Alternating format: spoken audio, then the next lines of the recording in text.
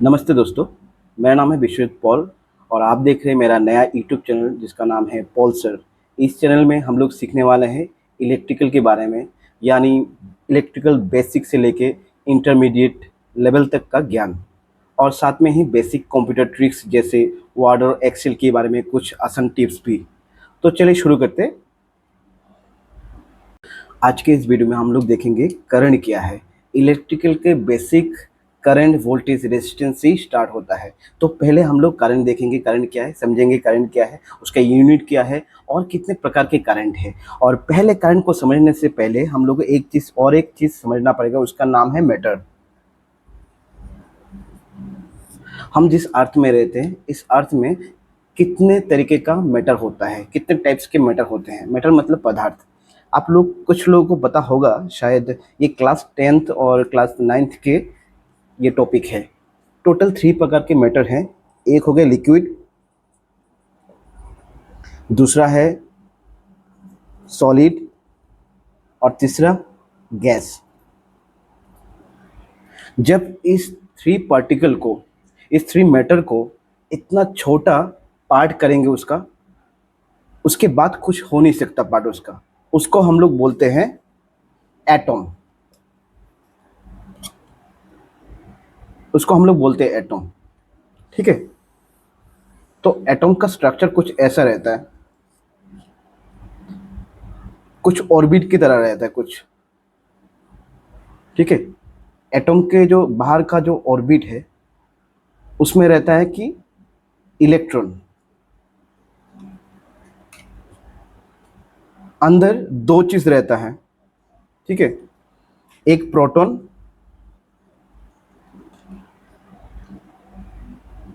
ठीक है, और दूसरा है न्यूट्रॉन।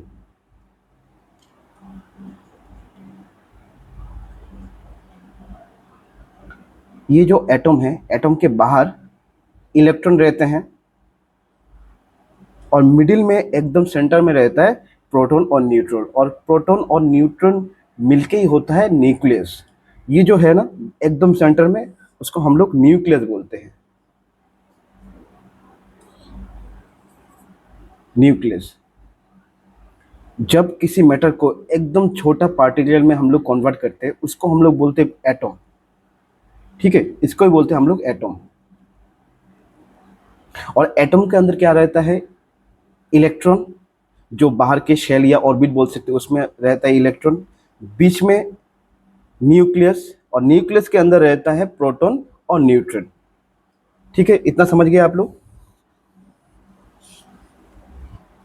ये जो प्रोटॉन है और न्यूट्रॉन, और क्या है? इलेक्ट्रॉन। प्रोटॉन चार्ज कैरी करता है positive, neutron zero charge, electron negative charge. ठीक है। प्रोटॉन हमेशा पॉजिटिव चार्ज कैरी करता है, न्यूट्रॉन जीरो चार्ज, और जो इलेक्ट्रॉन है वो नेगेटिव चार्ज करता है। ठीक है। अभी मैंने समझाया था कि जो एटॉमिक स्ट्रक्चर है, बीच में है न्यूक्लियस, बाहर के ऑर्बिट में इलेक्ट्रॉन रहते हैं। मैं एकदम छोटा करके समझा रहा हूँ। ये एटॉम एक है। जब एक से ज़्यादा एटॉम ऐसे रहेंगे, ठीक है, इसको हम लोग बोलते हैं मॉलिक्यूल्स। ये जो इलेक्ट्रॉन है ना, ये नेगेटिव चार्ज कैरी करता है, और कुछ इलेक्ट्रॉन ऐसे रहते हैं कि वो एक एटॉम से दूसरे एटॉम में जा पाते हैं। They are capable to move from one atom to another atom. ये जो मूव करते हैं ना, और या फ्लो होता है ना, इसको ही हम लोग मॉडर्न लैंग्वेज में इलेक्ट्रिक करंट या करंट बोलते हैं। ठीक है। अगर आपको कोई पूछे करंट का शॉर्ट डेफिनेशन, तो आपको क्या बोलना है?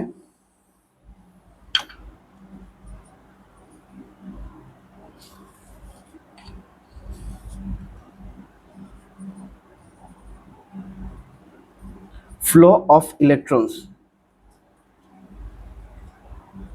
is called current.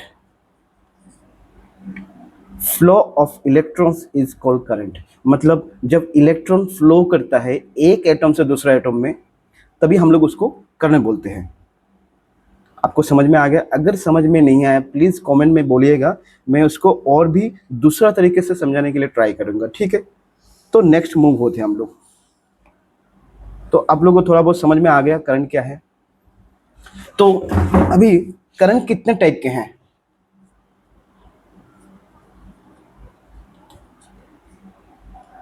कितने टाइप के करंट हैं ये देख लेते हैं। 2 टाइप्स। एक है आपका एसी, दूसरा है आपका डीसी। एसी का फुल फॉर्म क्या है? Alternating current. और डीसी डायरेक्ट करंट। टोटल 2 प्रकार के करंट है, एसी और डीसी। एसी का मतलब हो गया अल्टरनेटिंग करंट, डीसी का मतलब हो गया डायरेक्ट करंट। अल्टरनेटिंग करंट मतलब हो गया जो करंट है ना वो अल्टरनेट होता है, कभी पॉजिटिव कभी नेगेटिव, मतलब वो अप डाउन होता रहता है, ठीक है। डायरेक्ट करंट या तो वो पॉजिटिव की तरफ जाएगा या नेगेटिव की तरफ आएगा, कम वोल्टेज होगा या ज़्यादा वोल्टेज होगा, ठीक है। ये डायरेक्ट होता है, उसको बोलते हैं डीसी करंट और एसी करंट। ये एसी करंट और डीसी करंट का सोर्स भी अलग अलग है, ठीक है। पहले देख लेते हैं हम लोग ये जो करंट है उसको मेजर कैसे करते हैं और उसका यूनिट क्या है, ठीक है।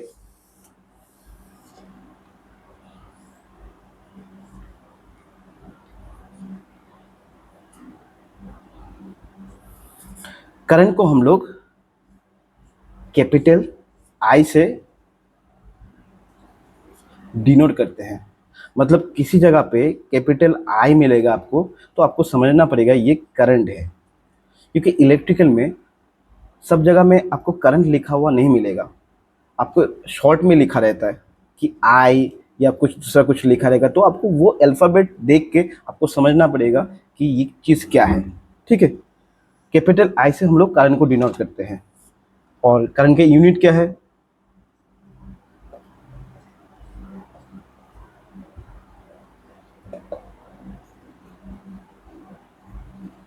Ampere. Unit of current is ampere. और एम्पियर को हम लोग कैपिटल ए से डिनोट करते हैं या ए एम पी भी लिखते हैं। जो कोई डिवाइस होगा जो करंट रेटिंग पे आता है, जैसे कि एमसीबी, आप देखिएगा कोई भी एमसीबी होगा उसके नीचे C10 ऐसा करके लिखा रहेगा, ठीक है। C10A ऐसे करके भी लिखा रह सकता है।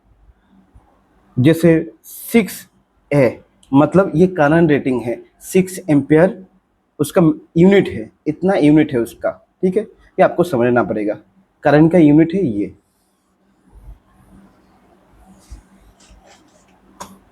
देखिए अल्टरनेटिंग करंट, मैं एक ग्राफ बनाता हूँ, ठीक है। ये ज़ीरो, ये पॉजिटिव, ये नेगेटिव। जो अल्टरनेटिव करंट है ना एसी करंट, उसका ग्राफ कैसे रहता है? ये ज़ीरो से स्टार्ट होता है, ऐसे करके ऐसे चलता रहता है, फिर से ऐसे बनेगा, ऐसे चलता रहेगा, ये कॉन्टिन्यूसली ऐसे चलता रहेगा, ठीक है। तो यहाँ से यहाँ पे जो है ना ये एक हाफ साइकिल लिया है उसने, ठीक है। और यहाँ से यहाँ तक और एक हाफ साइकिल लिया है। ये जो साइकिल लिया ना ये मतलब वोल्टेज बढ़ा, ये ज़ीरो है ना, 1 2 3 ऐसा करके रहेगा, और नीचे क्या होगा -1 -2, मतलब नीचे वोल्टेज कमेगा।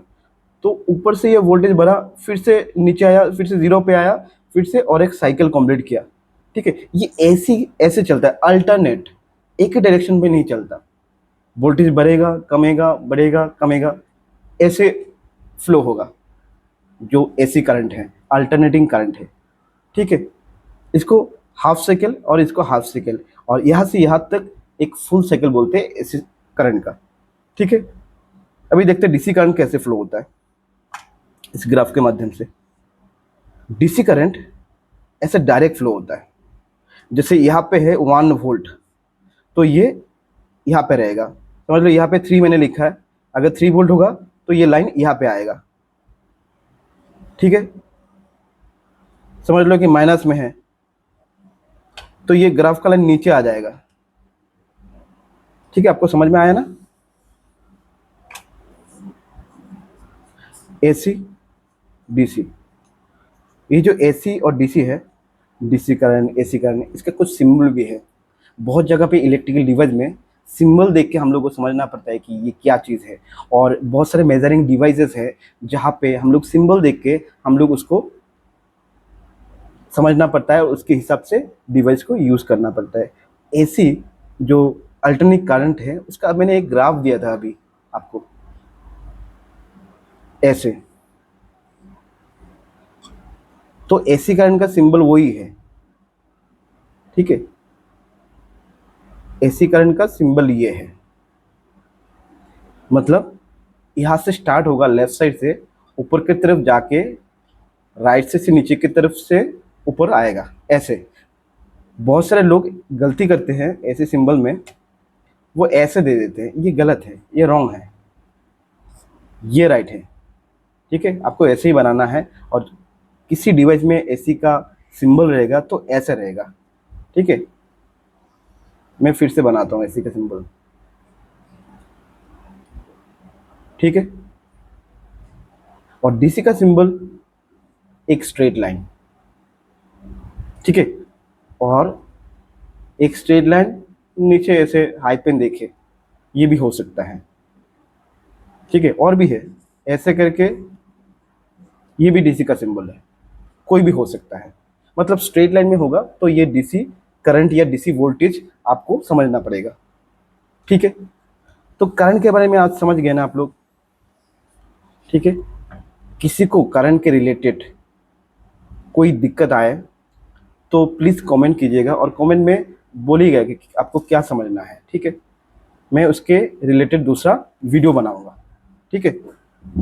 और ऐसी जनरेशन कैसे होता है एसी सर्किट का, AC current, alternate current, DC current, उसके लिए मैं नेक्स्ट वीडियो बनाऊंगा। तब तक नमस्ते।